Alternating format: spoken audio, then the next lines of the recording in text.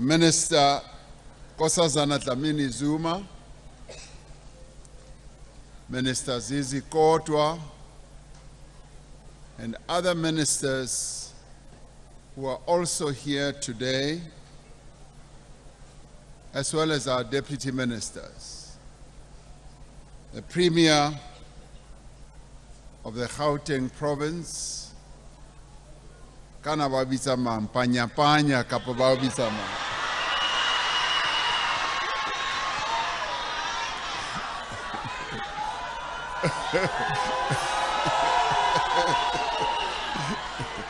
Okay.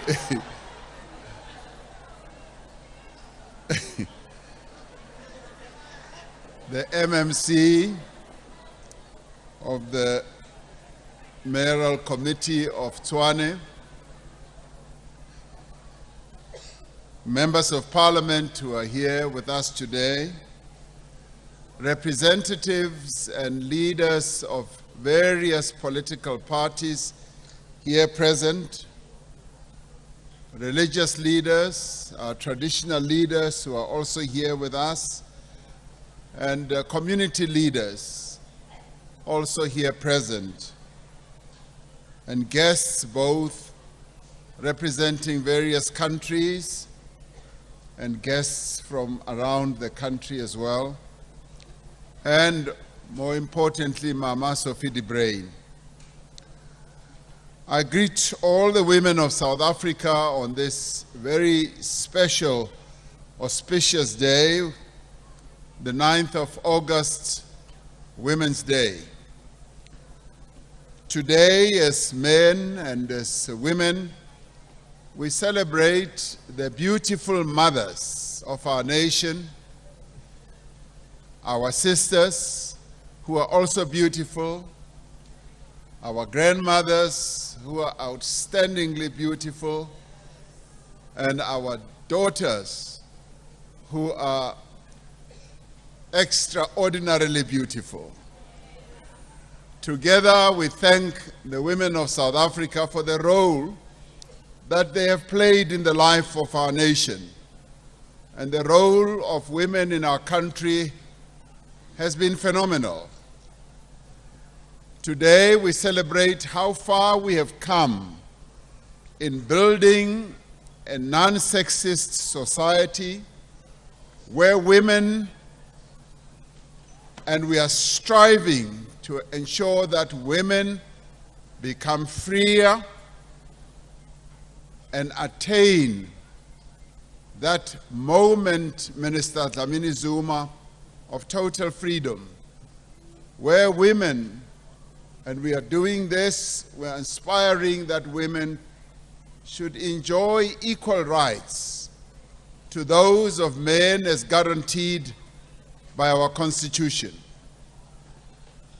As we do this, we recall the suffering that the women of our country have endured for no reason other than that they were women.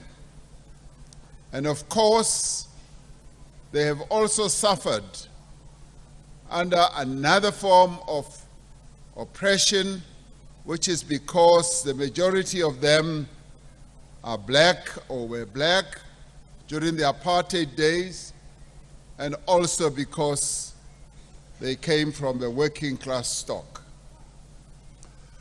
We remember the courageous struggles waged by women against oppression from those who stood up against colonialism and slavery to those who risked jail rather than carry the hated dompas or the pass. We remember those women who took up arms against a violent regime, who organized workers to fight exploitation, and who led political movements as well as civic movements, and who were involved in the drafting also of our new constitution. Today, of all days, we salute Imbokodo, Amakawekazi, the brave pioneers who marched onto the union buildings here on this day in 1956. There are few moments more compelling in our history than the day when tens of thousands of women gathered in the amphitheater of these union buildings. I often tell people that whenever we had visits from other countries, when heads of state come here, I always take them to what we've put at the union buildings to symbolize that march on the union buildings. Two rocks, one forming the base and one inside the base as a grinding stone. And I always take time to tell them in some detail about the march of 20,000 women on the union buildings. We are still moved by the images of women like Lillian Ngoyi, Rahima Musa, Sophie de Bruyn, and Helen Joseph carrying armfuls of petitions from the women of South Africa. I still remember that picture where Mama de Bruyn was carrying these reams of papers, beautiful as she still looks today. We are honored and privileged to have amongst us today this remarkable woman, Auntie Sophie de Bruyn. We are grateful for your lifetime of service and your continued contribution to the cause of women's emancipation. And all of us, Mama de Bruyn, we say thank you. Thank you for the sacrifices that you and those who were with you made to get us where we are. The women marched here to the union buildings, to the seat of the apartheid power, to demand the end to laws that were intended to deprive them of their rights and dignity as black women.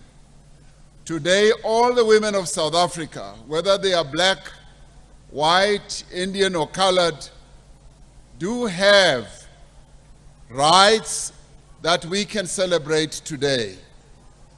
We thank them for the bravery of activism and sacrifices of that generation of 1956. Thanks to the struggle over the generations, all South African women have the right to vote today, which women did not have.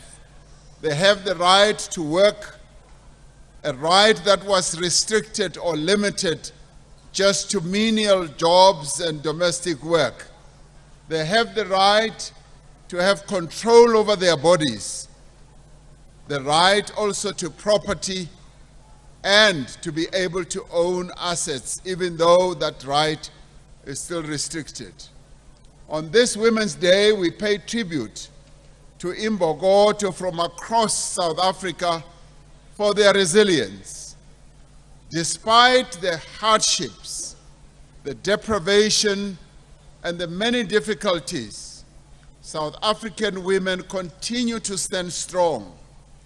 They bring up the nation. The children are brought up, all of us were brought up by the women of South Africa. And we must celebrate that. And we must thank the women of our country for making us to be what we are today. We say thank you very much. Indeed, you are the mothers of the nation. The women of our country today run businesses. They earn livings. They learn skills. They raise families. And they lead organizations. And today they also hold public office. Even when opportunities are difficult to come by, South African women do not give up rather. They do not run away. They do not succumb. They actually stick to the job because, as it is often said, bomme kapo basadi ba tshwara thipa ka bohaleng ba yona. A free translation meaning the women of South Africa hold the life on its sharp end. That's the determination that the women of our country have, and we applaud you for that. We applaud the women of our country for the courage that they have. In every part of this country, women are taking charge of their destinies. They are also inspiring others, and they are also driving change. They are excelling in areas once closed to women, as engineers, as scientists, as managers, as pilots, as farmers, as athletes, as soldiers.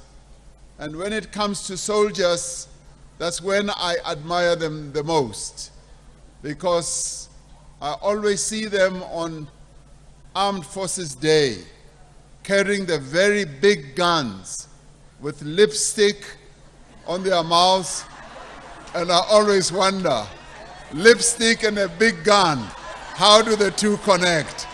But the women of our country have broken into those areas. And today, in Durban and Gqeberha, the women of our country under Transnet, they are now shepherding 7 vessels into the sea in an all-women crew. The women of the country are forging into areas that we never thought they would be. They are captains, they are pilots, they are on fighter jets, and they are going into various areas. So women are the strength of our nation. They carry our nation, and the women of our country prepare the next generation for a better future. And as a country, we have come a long way in advancing the rights of women. This is largely due to the struggles that the women of our country waged and continue to wage. And on this, I will say to the women of our country, never ever stop and never ever give up. You must continue the pressure to ensure that women do get their due right in this country. That we must continue to do. Because in the end, the women of our country, being the majority population section in our country, have to get what is due to them. And also, there is the question that the women of our country have raised repeatedly, and this is about representation. The women of our country have demanded that they need to be represented in every endeavor that affects the lives of South Africans. And they have clearly said nothing about them without them being involved. And this must become a reality, because without these types of insistence and struggle, we would not be where we are. Since the advent of democracy in 1994, we have put policies and laws in place to empower women, to improve their lives, and to advance gender equality. And we see some of these achievements in a number of areas. Yes, in education, we see the advancement. We see how women are surging forward. South Africa has one of the highest literacy rates in our region, on the continent. There is parity between girls and boys in primary school enrollment. More female learners sit for matric than males. Female learners are achieving more bachelor passes, and one could actually safely say women are proving to be cleverer than men, and we applaud this. Yes, you only need to go to check the matric results. You will see that the young girls are surging forward. So, Premier, girls and women are cleverer than you and me. So let's accept that. Young women make up the majority of students enrolled in higher education institutions, in our colleges and in our universities. And we should encourage this and make sure that this goes on and advances forward. We want to see an increase, yes, in the representation of women in all respects. In our parliament, yes, we are seeing more and more women being represented. In the judiciary, we are seeing more and more women surging forward. In public service, in the armed forces, as well as in the police, and in many local councils, we are getting closer and closer to gender parity.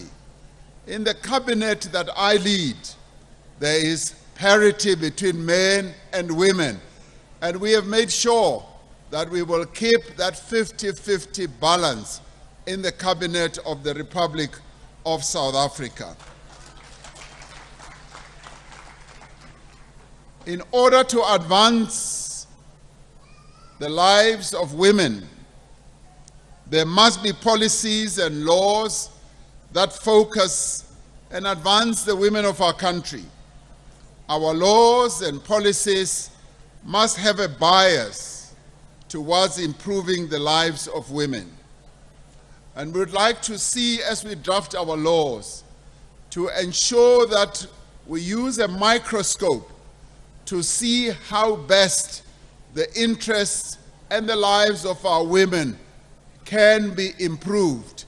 And that is a process that the women who sit in my cabinet, that the women who sit in our parliament are also beginning to make sure that it happens. Because in the end, this will deal a blow against patriarchy in places where patriarchy still exists. And so we want to see that happening. In our education system, we do want and intend and are advancing and prioritizing the role and participation of women. And we want young women to make up the majority in the various disciplines that are offered by our institutions of higher learning. We still, however, have a problem with girls dropping out of school, often due to difficulties at home, as a society and as families.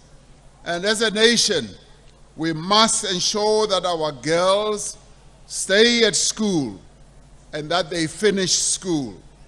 And I call upon parents to ensure that our girls do stay at schools and do continue to higher levels of education, because our government has made it its task to ensure that there's appropriate funding for the children and the young people of our country at institutions of education. The health of women must be a key priority as well.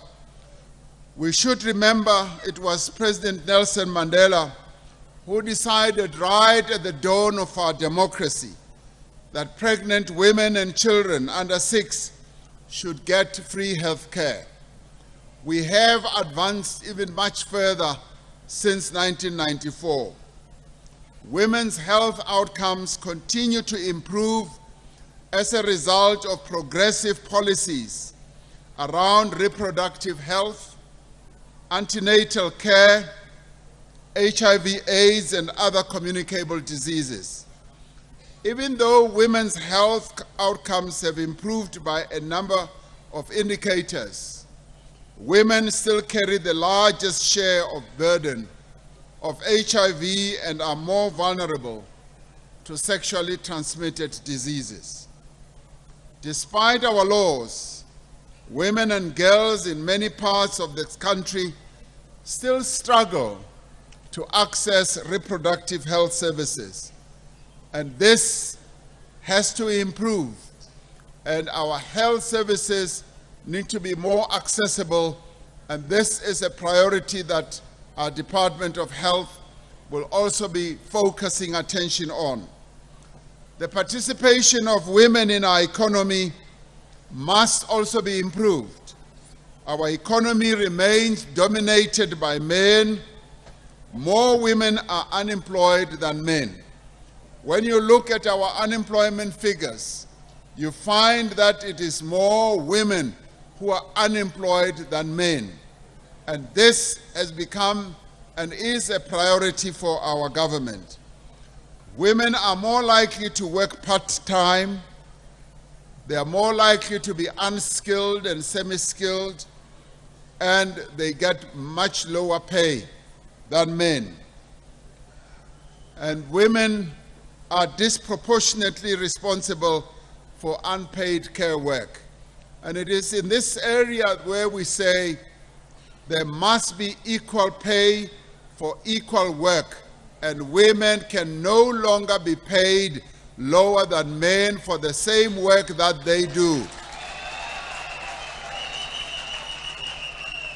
Minister, we must now advance to, yes, ensuring that there is a law that will ban discriminatory pay between men and women for the same job. We will now pilot, because it is inherently unjust, it's inherently unfair.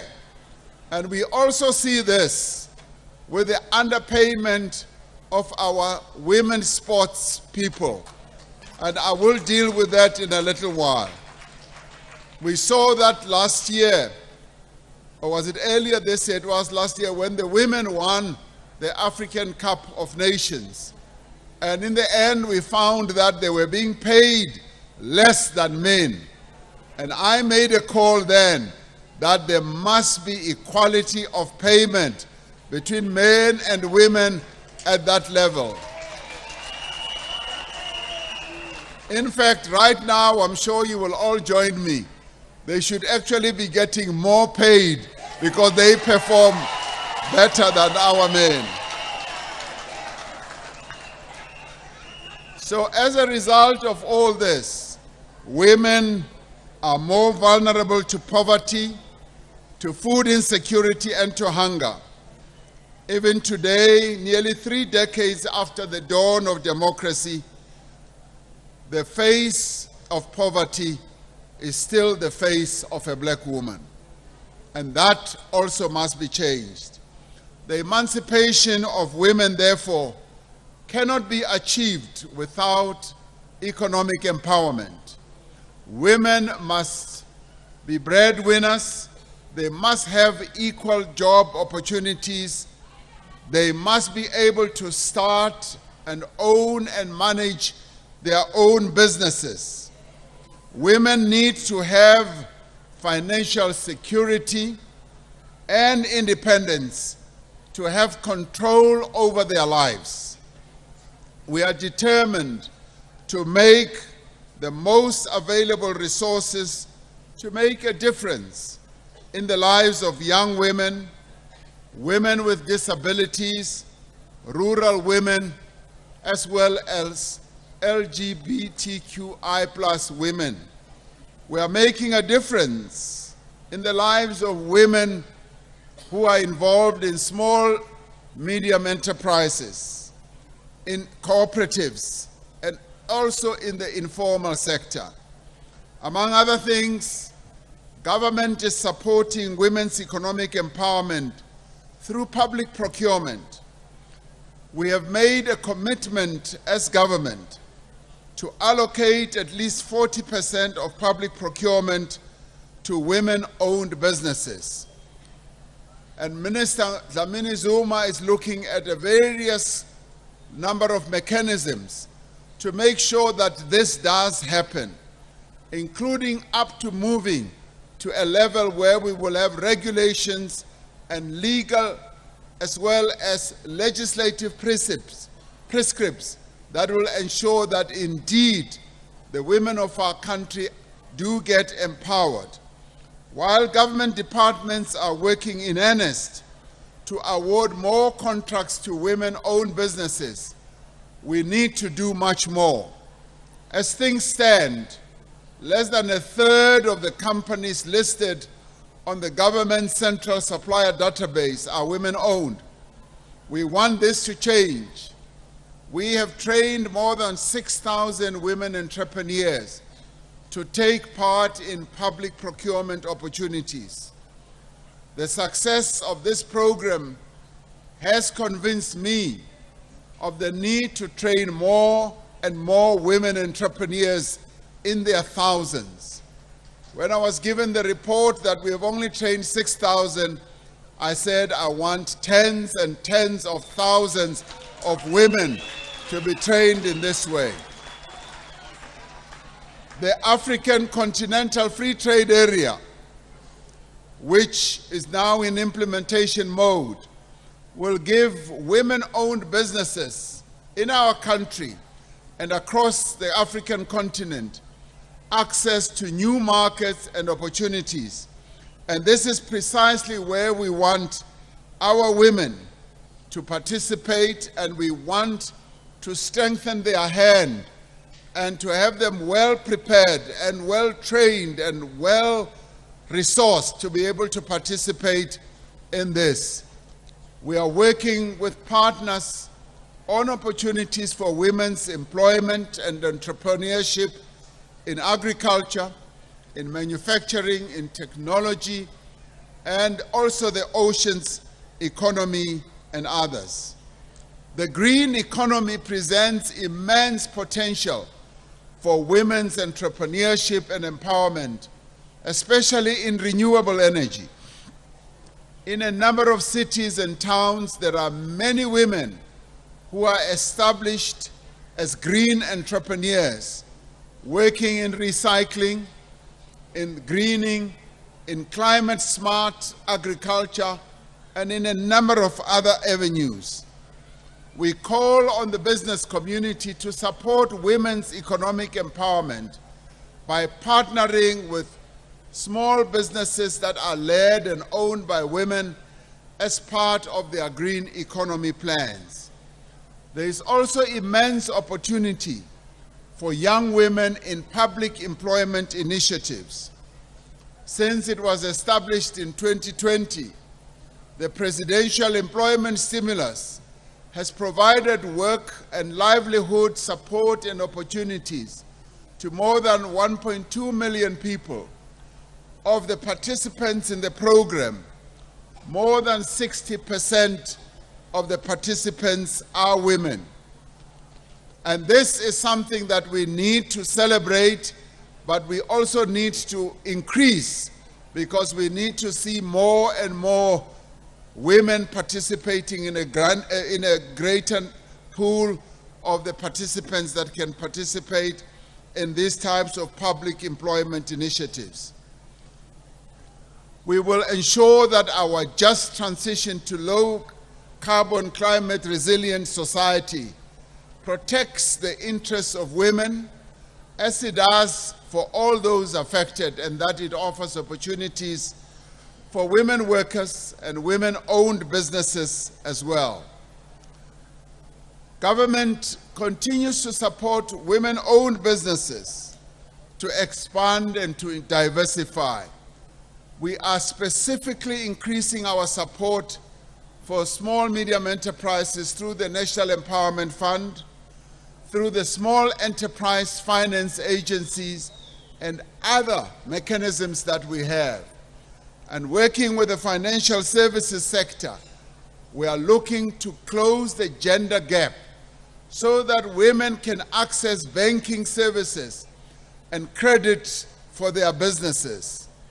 As a country, we have the right policies and programs in place.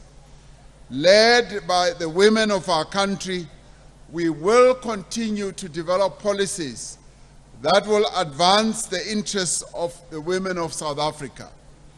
What we need now is to intensify the collective efforts of all social partners, including business, to do more financially to empower women. Businesses in particular must follow government's lead to set aside at least 40% of their spending to the empowerment of women. If businesses could say, and we want to direct them and encourage them to move in that way, that up to 40% of what they procure or what they buy will be directed to women-owned businesses and women-managed businesses, our economy will really start growing more effectively, because women will be playing a key role in the economy of our country. Violence perpetrated by men against women and girls continues to be an assault on our common humanity. Women do not feel safe in their homes. They do not feel safe in the streets of our country, and they do not feel safe wherever they walk. And we therefore want to make sure that we bring gender-based violence to an end. This we should do through implementing the National Strategic Plan to combat gender-based violence and femicide, a plan which was conceived by the women of our country, and we want to applaud women organizations for having led the whole process of getting our country to finally adopt a national strategic plan. We have made important progress since the plan was launched. Women did complain that whenever women had to be, when they had been abused by men, when they went to police stations to report their cases of abuse, they were always met by insensitive police officers at police stations who treated their cases with lack of urgency and seriousness. We have listened to this, and government has ensured that this injustice is addressed. Minister Bheki Cele is one of those who listened very, very closely. And as a result, more than 12,000 police members have received training to respond effectively to gender-based violence and to focus on the needs of victims of gender-based violence. More than 1 million DNA collection kits have been delivered to police stations around the country since 2019. And there are now just over 1,000 victim-friendly rooms at police stations countrywide. And I'd like to encourage women's organizations to keep an eye on this. As you visit our police stations, just make sure that indeed those rooms that we say exist indeed do exist, so that every police station in our country must have a room that is well equipped, a room that is designed to cater for the needs of women who come to report abuse cases. Yes, I'm encouraging you to be our inspectors. I'm encouraging you, yes, to go to our police stations and check that this is a reality. Over the last year, we opened a number of Tutuzela care centers for victims of gender-based violence, and we now have a total of 62. This is by no means enough for a country like ours, which has high incidence of gender-based violence. And I've called on a number of key role players, business included, to join us in setting up more and more Thuthuzela centers throughout the country, where we should have finally a Thuthuzela center nearly in every ward in our country is exactly where we should be going. We are improving access to shelters and associated services for survivors of gender-based violence. In January last year, I signed into law 3 key pieces of legislation, namely the Criminal Law, Sexual Offences and Related Matters Act, the Criminal and Related Matters Amendment Act, and the Domestic Violence Amendment Act as well. These new laws provide greater protection to survivors of gender-based violence to ensure that perpetrators are no longer able to evade prosecution and to strengthen the measures to prevent gender-based violence. Yes, Premier, as you said, we want to get to a stage where wathinta bafazi ufanele ukuthi wazi ukuthi uthinta imbokodo, and that mbokodo must be the whole of society, but our government as well. We have responded to the call for tougher bail conditions for perpetrators. And in fact, we now want to move to a stage where when you touch a woman and you are arrested, no bail for you.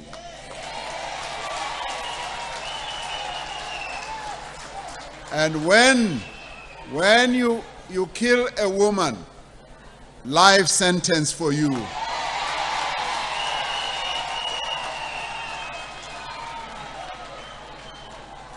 Because there is no justifiable reason for us as men to believe that we own women. As you said, Minister Dlamini Zuma, yes, there was a period where men believed that they owned women. And we must relegate that to the past. It could have belonged to the slavery days, but today, no man must ever believe that they own a woman in South Africa.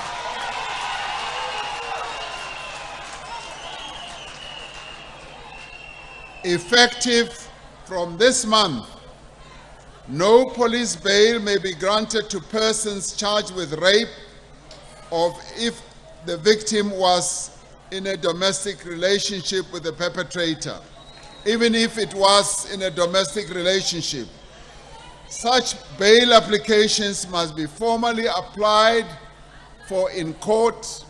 If the accused was in a domestic relationship with the alleged victim, the court has to issue a protection order against them before releasing them on bail. But in my book, they should not even be released on bail.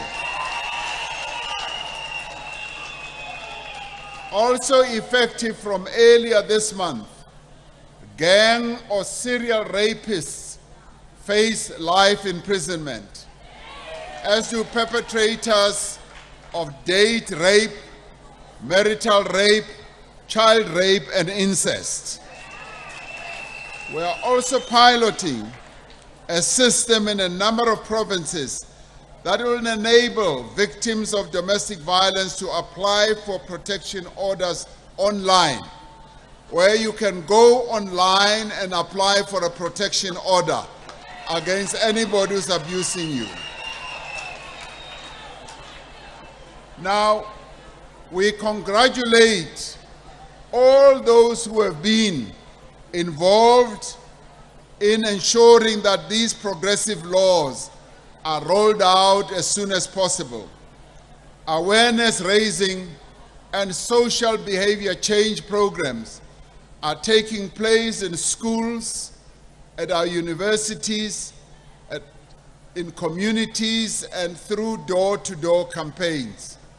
And yet, despite progress on many fronts, women and children still get raped and abused, assaulted, and murdered by men.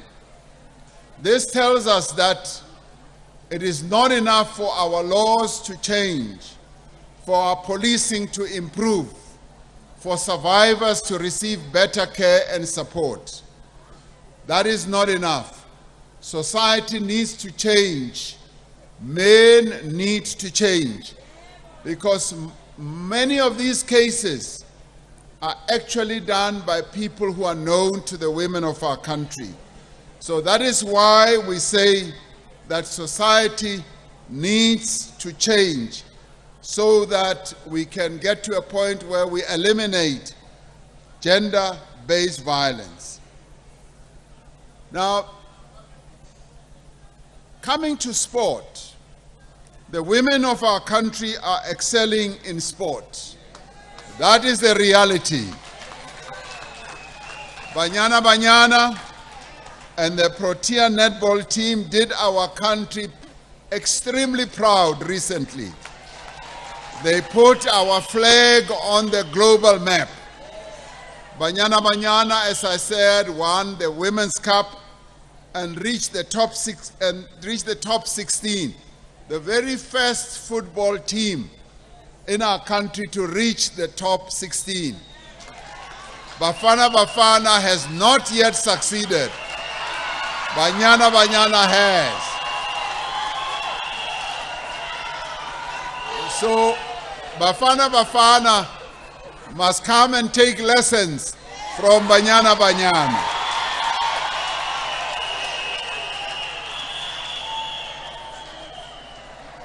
So we are very proud, and that is why I said what this means. If you look at this equation and you balance it and you calculate it, the women of our country in sport must get paid more than the men.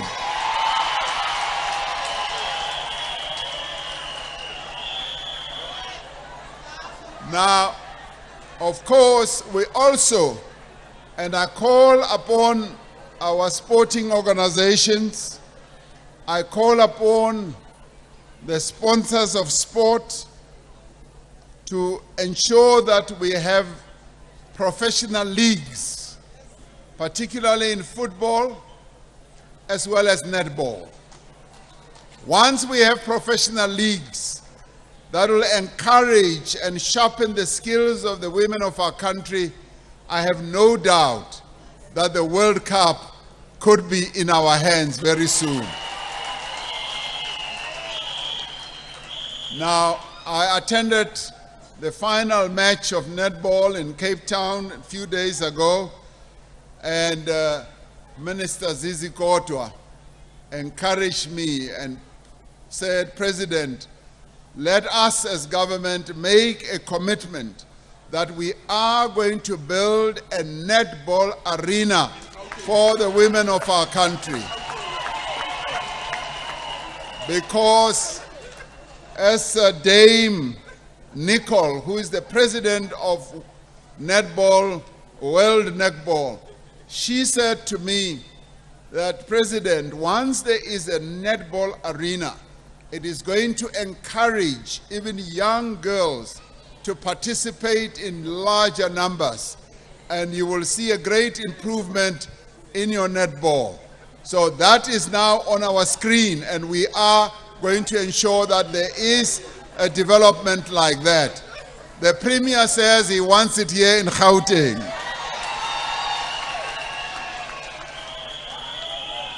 Now, lastly, I want to talk about how all of us can be united in mobilizing all of society to support the women of our country on their road to empowerment and the improvement of their lives. Yes, society does need to change.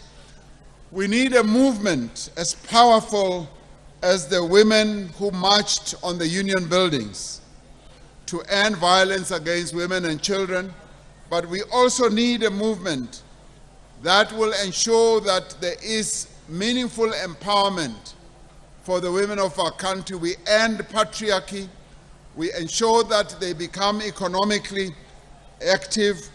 We need a woman that includes every woman and man in this country, that brings together every organization, every church, mosque, temple, synagogue, that involves every workplace, every school or university, every endeavor of South African life.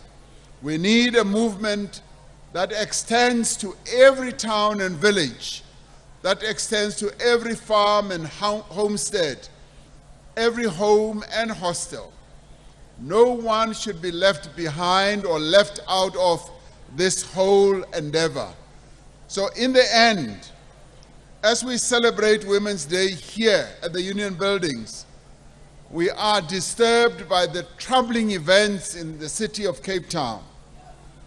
This year, we were supposed to hold Women's Day celebration in Khayelitsha in Cape Town. However, we had to move this event, which has pleased the Premier of Gauteng immensely, to the Union Buildings because of violence associated with the taxi strike in the city. While our democracy protects peaceful protest, as well as lawful strike action, we cannot condone what has been happening in Cape Town. And we strongly condemn the violence and the destruction caused by this dispute. We are appalled by the killings and the assaults that have taken place, because women have also been injured in all this. Blocked roads that lead to blocked businesses, blocked education, and blocked health services impede the services that should be given to the women of our country as well. We must uphold the law and must solve problems through meaningful dialogue. Dialogue is the best way of resolving problems, and we need to engage in dialogue.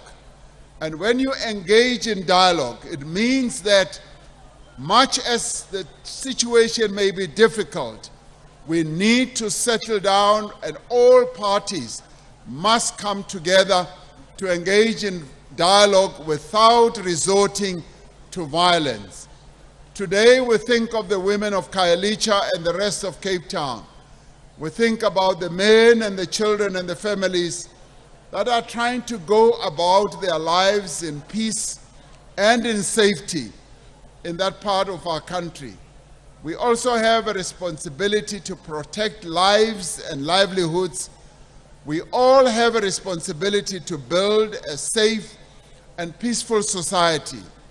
We all have a responsibility to build a society in which every girl can realize her dreams and every woman can live the life that she wants. We have come far. We still have much further to go. There are many rights that the women of our country still need to record. There are many areas that we still need to improve the lives of our women in. But working together as the women and the men of South Africa, we will achieve the free and equal society for which generations of women have fought and strived for. And it is with these words that I wish every woman in our country to have a blessed and peaceful Women's Day. And I thank you very much indeed. Thank you.